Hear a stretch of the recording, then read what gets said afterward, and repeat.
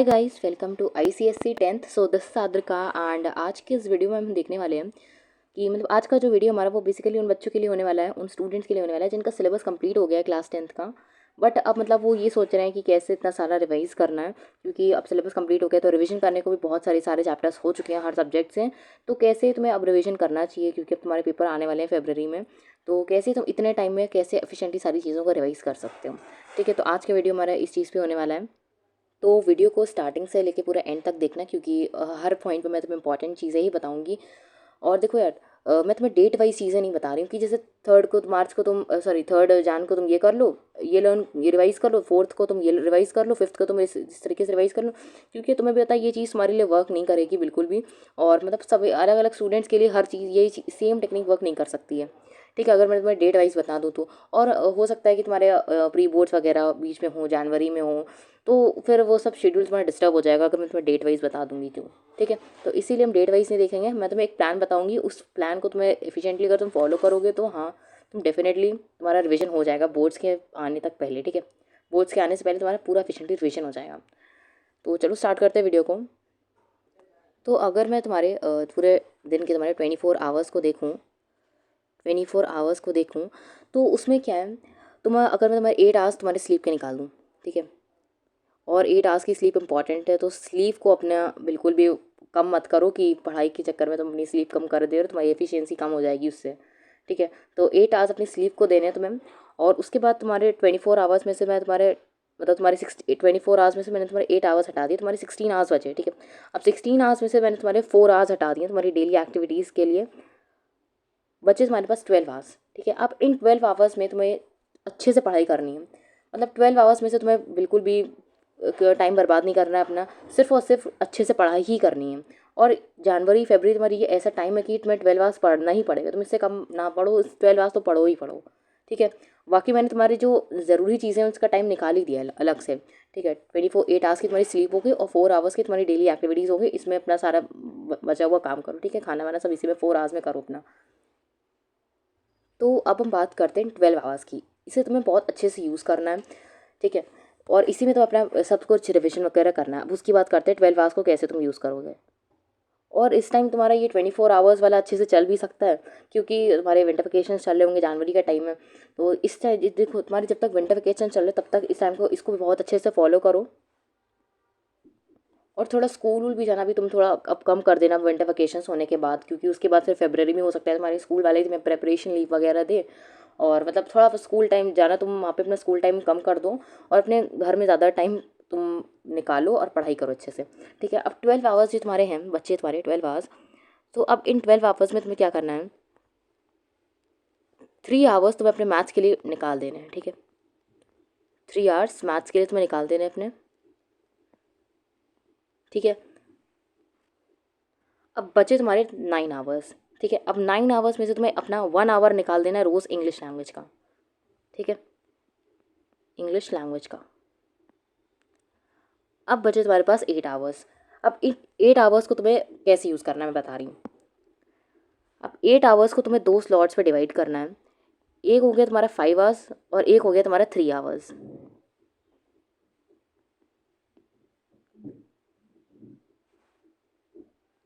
ठीक है, तो देखो मैं तुम्हें यहाँ पे शेड्यूल पूरा बताई दे रही हूँ, तुम ऐसे बनाओ, लेकिन अपना जो टाइम टेबल है डेली का टाइम टेबल वो तुम खुद ही से बनाओ, वो जो तुम्हें सूट करता हो वैसे बनाओ। ठीक है, तुम्हें स्लीप कब लेनी है, कितने से कितने टाइम में लेनी है, तो ये सब तुम अपना खुद डिसाइड करो। मैं तुम्हें चीज़ें बता रही हूँ कि तुम ये अपने टाइम टेबल में इंक्लूड करो। अब जैसे 12 आवर्स है तो ये दिन की कोई भी 12 आवर्स हो सकते हैं तुम्हारे, और 3 आवर्स मैथ्स के इसमें से हैं, तो इसमें 3 आवर्स वो कोई भी तुम्हारे 3 आवर्स हो सकते हैं, यानी तुम सुबह रख लो, दोपहर में रख लो, या रात में रख लो, शाम को रख लो, कभी भी। बस 3 आवर्स मैथ्स के होने चाहिए तुम्हारे 24 आवर्स के में से। ठीक है, अब ये 5 आवर्स और 3 आवर्स को जो मैंने डिवाइड कर दिया 8 आवर्स में, तो तो ये देखो 5 आवर्स और 3 आवर्स मैंने डिवाइड कर दिया। तो तुम ऐसे कर सकते हो कि या तो तुम अपना डिफिकल्ट सब्जेक्ट जो तुम्हें थोड़ा डिफिकल्ट लगता हो, जिसमें तुम्हारा रिवीजन यानी जो लेंदी सब्जेक्ट्स होते हैं उन्हें तुम 5 आवर्स में रख लो, और जो तुम्हारा इजी सब्जेक्ट होता है उसे तुम 3 आवर्स में रख लो। ठीक है, या मैं तुम्हें एक तरीका बता रही हूँ, तुम उस तरीके से भी कर सकते हो। ठीक है, तो देखो ये तुम्हारा सपोज करो वीकली मैंने एक रफ बना दिया यहाँ पे, इससे तुम समझ सकते हो।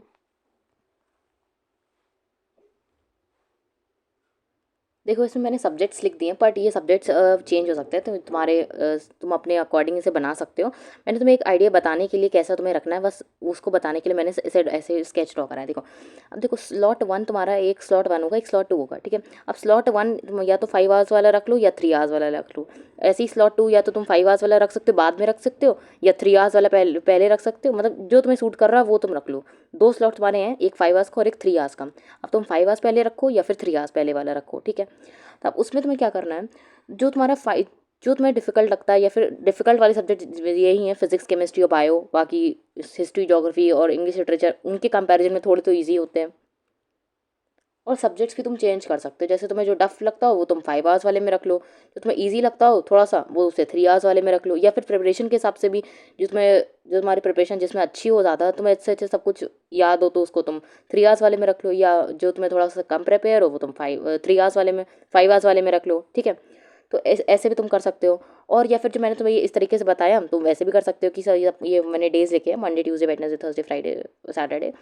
तो जैसे तुमने मंडे को फिजिक्स करा, ठीक है, 5 आवर्स स्लॉट 1 तुमने रखा सपोज करो, और वो 5 आवर्स का रखा, और स्लॉट 2 रखा तुमने 3 आवर्स का, ठीक है। तो 5 आवर्स वाला जो स्लॉट है उसमें तुमने फिजिक्स करा मंडे को, और मंडे को तुमने स्लॉट 2 में अपना हिस्ट्री कर लिया 3 आवर्स, ठीक है। तो इस तरीके से अपना तुम टाइम टेबल डिज़ाइन कर सकते हो, अपना रिवीजन की पूरा टेक्निक रिवाइज कर सकते हो। तो ये तुम्हारी रिवीजन टेक्निक हो सकती है। ये मैंने इधर डेज लिखे हैं, ठीक है, कंफ्यूज मत हो जाना।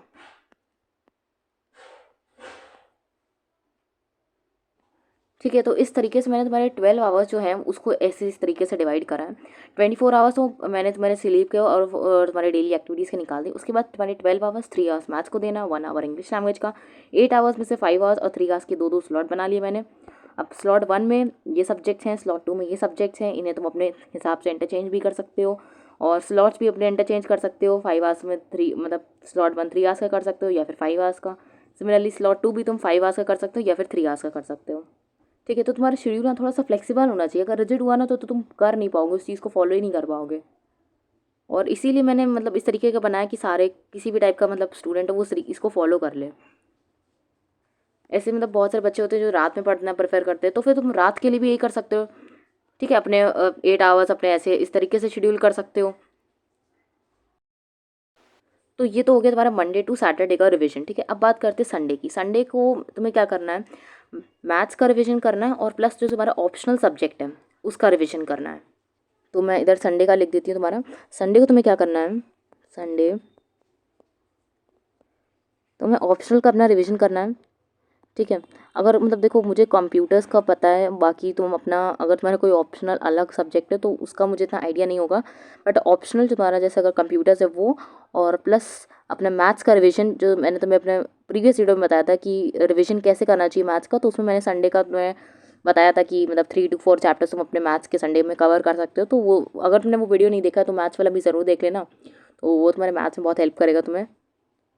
देखो इसमें मैंने तुम्हारा शेड्यूल बनाया है कि अगर तुम देखो एक सब्जेक्ट तुम प्रिपेयर करते रहोगे हर टाइम, तो उसमें तुम्हें बहुत ज़्यादा तुम बोर हो जाओगे और फिर तुम्हारा पढ़ने का मन भी नहीं करेगा। इसीलिए मैंने देखो सब्जेक्ट्स चेंज कर करके रखे हैं, इंग्लिश लैंग्वेज भी रखा है, मैथ्स भी रखा है। मैथ्स तो करना ही है फिलहाल, मतलब इंग्लिश लैंग्वेज रखा है। बाकी तुम अपने 2 सब्जेक्ट्स को ही कर सकते हो। तुम्हारे अलग अलग सब्जेक्ट्स चेंज करके पढ़ोगे ना तो तुम ज़्यादा देर तक पढ़ पाओगे।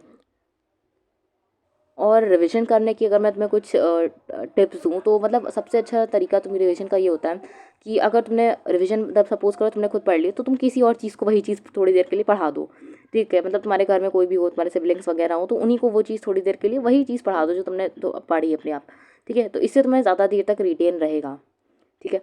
फिर नेक्स्ट तुम्हारी होती है दैट इज़ पोमोडोरो टेक्निक।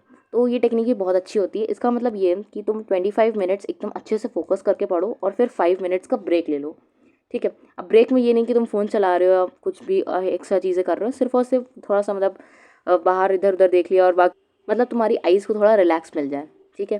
तो 5 मिनट्स की ब्रेक में तुम्हें बस ये सब चीज़ें करनी है और 25 मिनट्स बहुत अच्छे से एकदम बिल्कुल फोकस के साथ अच्छे से पढ़ना है, ठीक है। तो ये तुम्हारी पोमोडोरो टेक्निक, और ये बहुत ही ज़्यादा अच्छी है क्योंकि यार साइंटिफिकली प्रूवन टेक्निक है कि अगर तुम स्मॉल गैप्स लेकर पढ़ते हो तुम्हारा ब्रेन ज़्यादा चीज़ों को ज़्यादा अच्छे से चीज़ों को कैच कर पाता है, ठीक है। और मतलब तुम्हें काफ़ी देर तक चीज़ें रिटेन रहती है और तुम्हारी लॉन्ग टर्म मेमोरी में वो चीज़ें चली जाती हैं। फिर नेक्स्ट जो चीज़ आती है रिवीजन के लिए, उसमें तुम ये है कि तुम निमोनिक्स बना के पढ़ सकते हो अपने, उससे भी तुम्हें ज़्यादा देर तक लर्न रहेगा चीज़ें। फॉर एग्जांपल इधर मैंने कुछ इधर निमोनिक्स लिख दी हैं, तुम इधर देख सकते हो, बट ये तो बुक वाली हैं, तुम अपने हिसाब से अपनी बना के लिखो तो वो तुम्हें ज़्यादा देर तक लर्न रहेगी, ठीक है। क्योंकि ये तो बुक वाली इतनी अच्छी नहीं होती हैं, ये कुछ बुक वाली मैंने निमोनिक्स इधर लिख दी थी, बुक से ही निकाल के लिखी हैं। बट मैं तुम्हें रिकमेंड करूँगी तुम अपनी निमोनिक्स बनाओ, वो तुम्हें ज़्यादा अच्छे से लर्न हो जाएंगी, और ज़्यादा तुम्हें सबसे ज़्यादा वही हेल्प करेंगी जो तुम निमोनिक्स खुद से बनाओगे, ठीक है। बाकी ये तो बुक वाली हैं, इतनी अच्छी नहीं लगती मुझे बुक वाली भी, क्योंकि मैंने जब लास्ट ईयर दिया था तो मैंने भी ये बुक वाली निमोनिक्स को बिल्कुल इतना ज़्यादा प्रेफरेंस नहीं दिया था, ठीक है। बस एक बार देख लो, अगर तुम्हें लगती है ये कुछ इंपॉर्टेंट है तो फिर तुम देख सकते हो, इसे बुक वाली भी कर सकते हो तुम, लेकिन बुक वाली मुझे तो इतनी सही नहीं लगती। तुम अपने हिसाब से निमोनिक्स बनाओ, वो तुम्हें ज़्यादा दिन तक रहेगी, याद रहेंगी, ठीक है। ठीक है, तो जैसे कि तुम्हारा सिलेबस हो गया है, मैंने इस वीडियो में मतलब ये उन्हीं के लोगों के लिए जिनका सिलेबस कंप्लीट हो गया, तो सिलेबस अगर कंप्लीट हो गया तो अब रिविजन स्टार्ट करो, और सीरियल वाइज ऑर्डर में चैप्टर्स को लो। जैसे या तो तुम स्टार्टिंग से लो, या तुम एंड से अगर लेना तो एंड से ले लो, तो एक सीरियल ऑर्डर में चैप्टर्स को स्टार्ट करो तुम पढ़ना, और रिवाइज एक एक करके चैप्टर्स उठाओ अपने सारे, ठीक है। और जैसे मैंने 5 आवर्स और 3 आवर्स का जो तुम्हें पूरा समझाया अभी, तो इसमें एकदम बिल्कुल अच्छे से एकदम फोकस, एकदम लेज़र फोकस के साथ पढ़ना, ठीक है। एकदम कंसंट्रेशन करके अच्छे से पढ़ोगे ना, तो फिर इतना ही तुम्हारे लिए टाइम काफ़ी होगा, तुम अच्छे से रिवाइज कर पाओगे, ठीक है। अब तुम्हें कितना रिवाइज करना है, बहुत बच्चों का डाउट ये होता है कि अब एक चैप्टर हो रहा है, 2 चैप्टर हो रहा है। देखो यार, सबकी लर्निंग कैपेसिटी अलग अलग होती है, कोई कोई बच्चा एक दिन में 4 चैप्टर कर लेता है, कोई एक ही चैप्टर कर पाता है, ठीक है। तो लर्निंग कैपेसिटी सबकी अलग अलग होती हैं।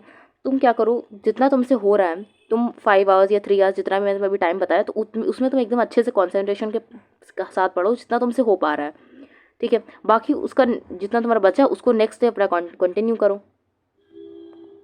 अब एक तुम्हारा डाउट ये होगा कि दीदी सिर्फ पढ़ते ही रहें, क्या क्वेश्चंस ना लगाएं? तो देखो, 1 या 2 दिन में तुम्हारा एक चैप्टर तो कंप्लीट हो ही जाएगा, ठीक है। जितना मैंने तुम्हारा टाइम बताया उसमें उसमें तुम्हारा 1 या 2 दिन में तुम्हारा एक चैप्टर तो कंप्लीट हो ही जाएगा, ठीक है। अब उस चैप्टर के कंप्लीट होने के बाद तुम क्या करो, उस पर्टिकुलर चैप्टर के पूरा PYQ नहीं लगाना, पूरा प्रीवियस ईयर क्वेश्चन पेपर नहीं लगाना है, सिर्फ जो चैप्टर तुमने रिवाइज कर लिया है उस चैप्टर के तुम्हें क्या करने हैं, PYQs लगाने हैं, ठीक है। वो तुम चाहे क्वेश्चन बैंक अगर तुमने खरीदा हो तो ठीक है, अगर नहीं है तुम्हारे पास क्वेश्चन बैंक, तो तुम या तो यूट्यूब पे से या फिर गूगल से सर्च करना कि उस पर्टिकुलर चैप्टर का नेम डालना, फिर अपना क्लास 10th ICSE और PYQs ऐसे करके लिख के डालना, तुम्हारा सारे PYQs उसमें निकल आएंगे। तो उस चैप्टर के PYQs निकालना, तो हर चैप्टर से तुम्हारे 20 to 25 क्वेश्चन निकल ही आएंगे उसमें से भी, ठीक है। तो सिर्फ और सिर्फ उसके PYQs लगा लेना, ठीक है, जो पर्टिकुलर चैप्टर तुमने करा हो। और ये वाली चीज़ जो है, मैंने PYQs वाली चीज़ बताई, इसे तुम सिर्फ फिजिक्स, केमिस्ट्री, बायोलॉजी और जो तुम्हारा ऑप्शनल हो, मतलब अगर ऑप्शनल तुम्हारा कंप्यूटर्स है तो उसके लिए करना, ठीक है। बाकी मैं तुम्हें हिस्ट्री और ज्योग्राफी के लिए हर चैप्टर के PYQs लगाने को रिकमेंड नहीं करूँगी।